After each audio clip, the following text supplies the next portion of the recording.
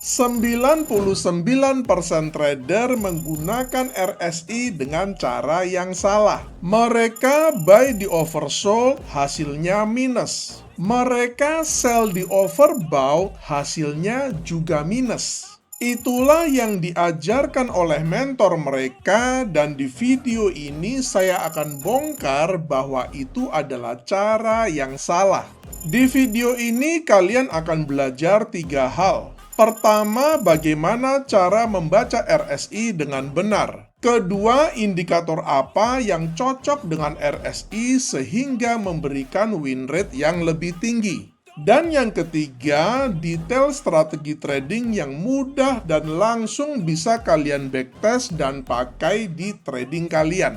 Jika kalian merasa channel ini bermanfaat, jangan lupa like, share, komen, dan subscribe, serta ikuti live trade saya setiap hari jam setengah 8 malam. No mentor, no class, no ribet. Kita langsung saja plot indikatornya. Pada TradingView, kita ke bagian indicators, lalu kita ketikkan saja RSI, maka akan muncul nama indikatornya Relative Strength Index. Kita klik saja indikatornya, maka akan muncul penampakan indikatornya seperti yang Anda lihat di layar monitor ini. Pada TradingView, settingan default RSI-nya adalah 14, which is sama dengan di berbagai platform termasuk MetaTrader, karena itu memang adalah settingan default yang disarankan oleh penciptanya, yaitu J. Wells Wilder.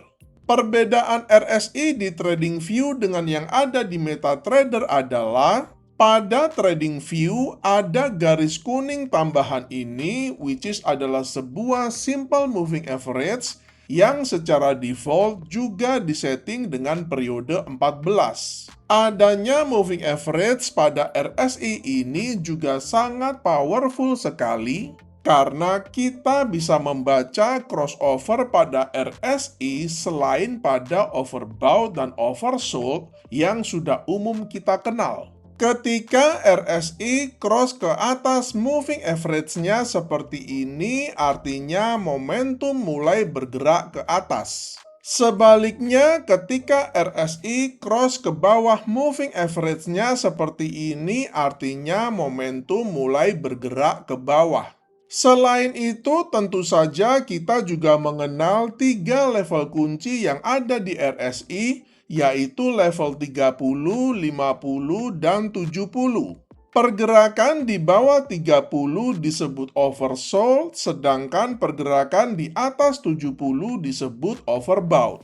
RSI adalah sebuah indikator yang sangat populer dan sangat powerful. Bagi saya pribadi, belum ada oskilator yang lebih bagus daripada RSI dalam membaca momentum market. Sayangnya, RSI juga adalah salah satu indikator yang paling banyak disalahpahami orang. Kesalahan paling umum adalah ketika RSI di atas 70 langsung sell. Sebaliknya, ketika RSI ada di bawah 30 langsung buy. Ini adalah cara baca RSI yang paling fatal yang pasti buat kalian rungkat. Cara baca RSI yang benar adalah seperti ini. Pada tren bullish, RSI di atas 70 atau overbought adalah konfirmasi kekuatan buyers dan bukan sinyal sell. Sebaliknya pada tren bearish, RSI di bawah 30 atau oversold adalah konfirmasi kekuatan sellers dan bukan sinyal buy. RSI di atas 50 mencerminkan momentum bullish di mana rata-rata kenaikan lebih dominan daripada penurunan. Sedangkan RSI di bawah 50 mencerminkan momentum bearish di mana rata-rata penurunan lebih dominan daripada kenaikan. Kita langsung saja ke detail strateginya berupa tutorial lengkap di mana entry, stop loss, dan targetnya. Banyak trader rungkat bukan karena nggak bisa analisa, tapi karena buru-buru entry, yang akhirnya malah bikin rugi. Di Quick Pro ada fitur technical rating, bantu kamu konfirmasi arah market sebelum entry, biar nggak ragu lagi saat ambil posisi. Dapatkan semua aksesnya dengan install Quick Pro sekarang. Link ada di deskripsi. Pada settingan indikatornya, karena di materi ini saya tidak menggunakan RSI base SMA-nya, maka saya akan uncheck saja agar kalian bisa lebih fokus. Untuk meningkatkan akurasinya, saya akan tambahkan sebuah indikator filter yang cocok digabungkan dengan RSI untuk meningkatkan win rate kita. Kita balik lagi ke bagian indikator, selalu kita ketikkan saja SMA, maka akan muncul nama indikatornya Simple Moving Average. Kita klik saja indikatornya, maka akan muncul penampakan indikatornya seperti yang Anda lihat di layar monitor ini. Pada settingan indikatornya, di bagian inputnya untuk lengthnya saya akan ubah dari 9 menjadi 200. Kemudian pada tab stylenya, agar lebih enak dilihat, saya akan ubah warnanya dari biru menjadi putih seperti ini. SMA 200 ini bukanlah indikator ajaib. Ini hanyalah rata-rata harga dari 200 candle terakhir. Tapi kenapa para trader profesional, institusi, dan bank menggunakannya? Karena SMA 200 itu adalah cerminan kondisi market. Ketika harga di atas SMA 200 seperti ini, artinya tren sedang bullish dan kita sebaiknya hanya fokus cari trade buy. Sebaliknya, ketika harga di bawah SMA 200 seperti ini, artinya tren sedang bearish dan kita sebaiknya hanya fokus cari trade sell. Ketika harga mendekati SMA 200 seperti ini, artinya harga sedang ada di zona kritis dan kita harus waspada karena ini adalah battleground antara buyers dan sellers yang ada pada posisi sama-sama kuat atau tidak terlalu berbeda jauh imbalance-nya. Pada video ini, saya menggunakan contoh pair XAU USD atau gold di time frame 5 menit. Akan tetapi pada prinsipnya teknik ini bisa digunakan pada semua pair, semua instrumen, semua aset kelas, dan juga pada semua time frame.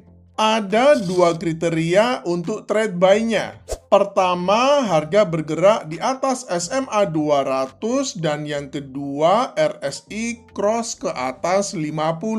Pada chart kita melihat kedua kriteria ini sudah terpenuhi. Pertama, kita melihat harga sedang bergerak di atas SMA 200 yang artinya tren sedang bullish dan kita hanya mau cari trade buy. Kedua, kita melihat RSI baru saja cross di atas level 50 yang artinya buyers mulai mendominasi lagi setelah sempat mengalami koreksi bearish dan RSI sempat turun di bawah 50. Satu catatan penting lagi bahwa idealnya RSI-nya nggak boleh jatuh di bawah 30 pada masa koreksi bearish, karena itu artinya buyers mungkin tidak bisa lagi mempertahankan posisinya di market.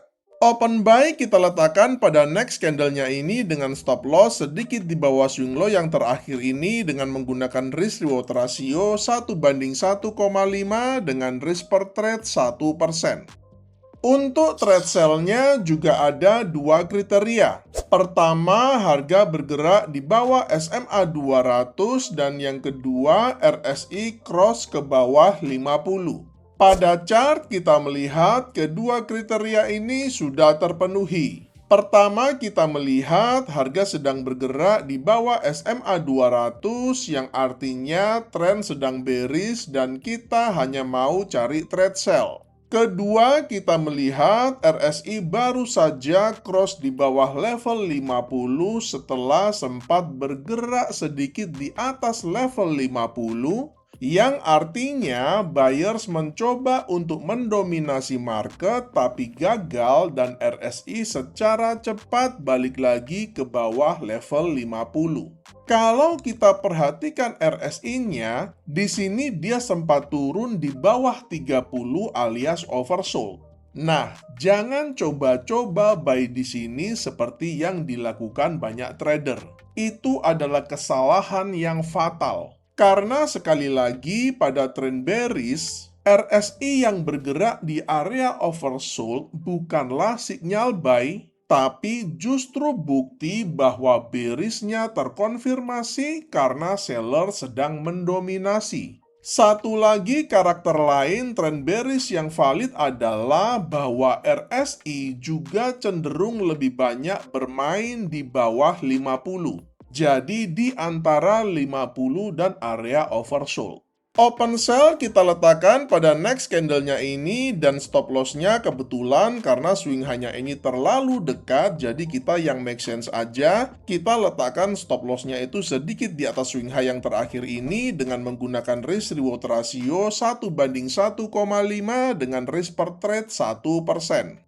Sebagai kesimpulan dan bahan studi kalian, kalau kalian ingin memodifikasi atau menambahkan kriteria pada teknik ini, selalu ingat bahwa ketika harga ada di atas moving average, entah itu moving average 200, 100, atau berapapun yang biasa kalian gunakan, maka ambillah posisi buy ketika RSI ada di atas 50. Sebaliknya, ketika harga ada di bawah moving average, maka ambillah posisi sell ketika RSI ada di bawah 50. Semoga materi kali ini menginspirasi kalian untuk menciptakan metode trading kalian sendiri. Selamat mencoba dan salam cuan!